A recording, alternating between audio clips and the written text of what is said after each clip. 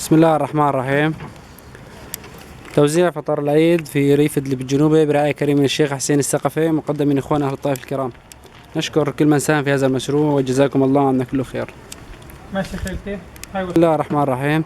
توزيع فطر العيد في الداخل السوري برعاية كريمة من الشيخ حسين الثقفي مقدم من إخوان أهل الطائف الكرام. نشكر كل من ساهم في هذا المشروع وجزاكم الله عنا كل خير. بسم الله الرحمن الرحيم. توزيع فطر العيد في الداخل السوري برعاية كريمة من الشيخ حسين الثقفي مقدم من إخوان أهل الطائف الكرام. نشكر كل من ساهم في هذا المشروع وجزاكم الله عنا كل خير. بسم الله الرحمن الرحيم.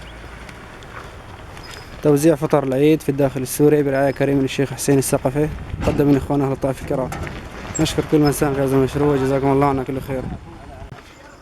بسم الله الرحمن الرحيم. توزيع فطر العيد في الداخل السوري برعاية كريمة من الشيخ حسين الثقفي مقدم من إخوان أهل الطائف الكرام.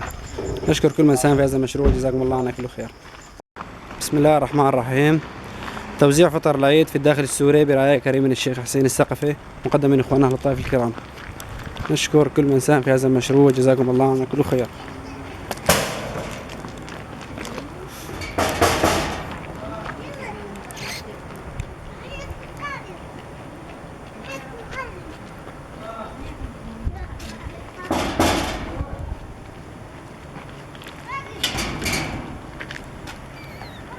مرة عمي والحديد تفضل.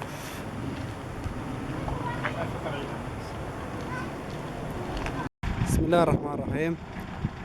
توزيع فطر العيد في الداخل السوري برعاية كريمة من الشيخ حسين الثقفي مقدم من إخوان أهل الطائف الكرام. نشكر كل من ساهم في هذا المشروع وجزاكم الله عنا كل خير.